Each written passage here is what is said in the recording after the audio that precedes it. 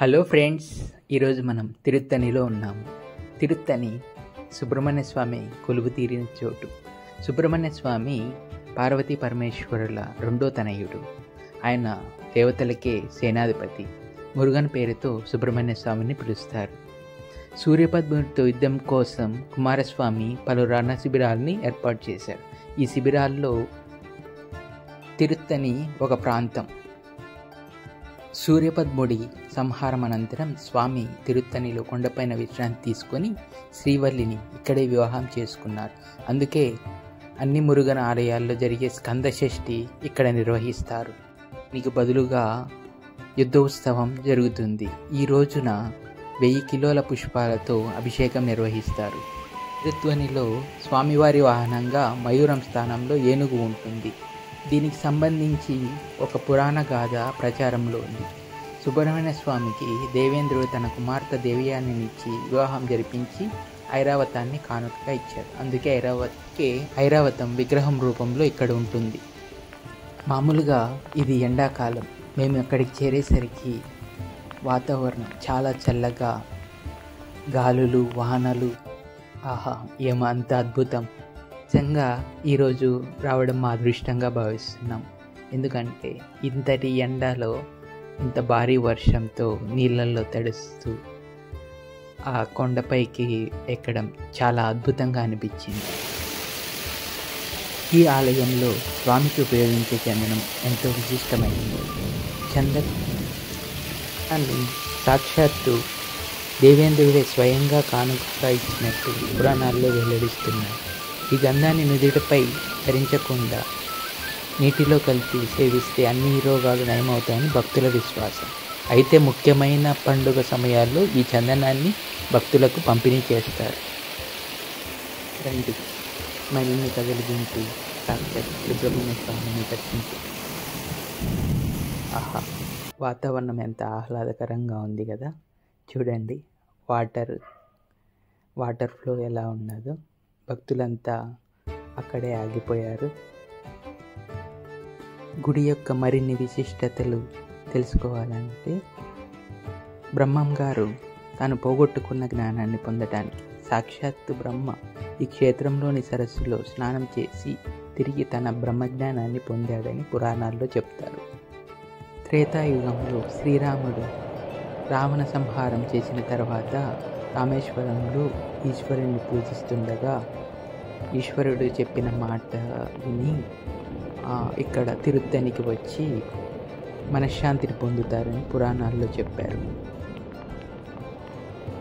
ఇక్కడ ముఖ్యంగా తన తండ్రి అయిన పరమేశ్వరుడికి కుమారస్వామి ప్రణవరహస్యాన్ని ఇక్కడే చెప్పారని చెప్తారు. ఈ క్షేత్రంతో పాటు సమీపంలో ఉన్న తిరుప్పాచూరు అనే పుణ్యక్షేత్రం గురించి తెలుసుకుందాం.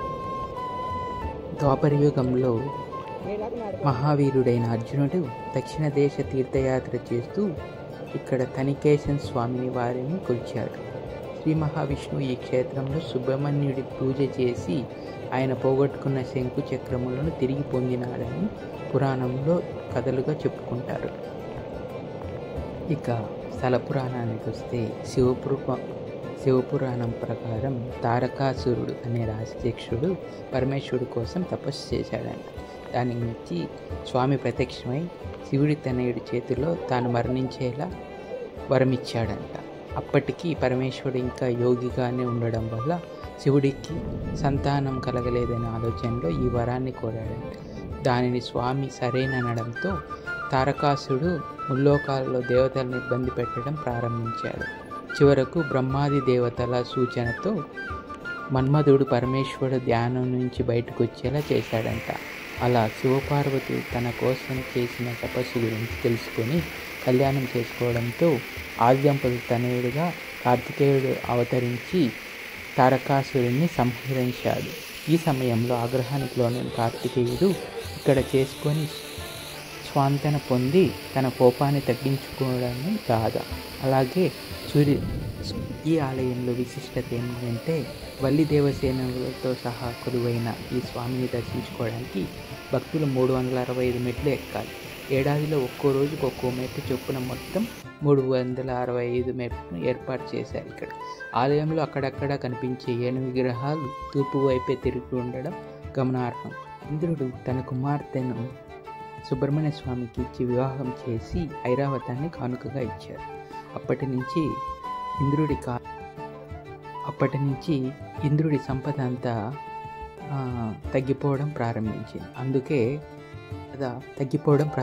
అందుకే ఐరావతాన్ని తూర్పు దిక్కున ఉంచితే తన సంపద తిరిగి వస్తుందని తెలుసుకున్న ఇంద్రుడు కార్తికేయ స్వామిని అభ్యర్థించగా కార్తికేయ స్వామి అంగీకరించి ఐరావతాన్ని తూర్పు దిక్కు వైపు తిరిగి ఉండేలా చేశారు అని స్థలపురాణం ఆలయ ప్రాంగణంలో తెల్ల ఉప్పు మిరియాలతో దిష్టి తీయించుకుంటే దిష్టి పోతుందని జనాలు నమ్ముతారు. ప్రాంతంలో దర్శనం అయిపోయిన తర్వాత బయటకు వచ్చిన తర్వాత మనము రథము లెఫ్ట్ సైడ్లో చూడొచ్చు. అంతేకాకుండా ఎదురుగా పోతే అటవీ ప్రాంతం గమనించవచ్చు. కొంచెం ముందు వెళ్ళిన తర్వాత గుడి ద్వారం మెట్ల నుంచి పైనకి వచ్చే గుడి ద్వారం దగ్గర రైట్లో ప్రసాదాలు అందజేస్తారు. ఇక్కడ చక్కెర పొంగల్, మిరియాల వడ, పులిహోర ప్రసాదంగా లభిస్తుంది. అంతేకాకుండా గుడి ప్రాంగణంలో నుంచి ఎడం వైపు అన్నప్రసాదం కూడా ఉంటుంది. కావలసిన వాళ్ళు అన్నప్రసాదం తినచ్చు అన్నమాట. అంతే అండి. Thank you for watching.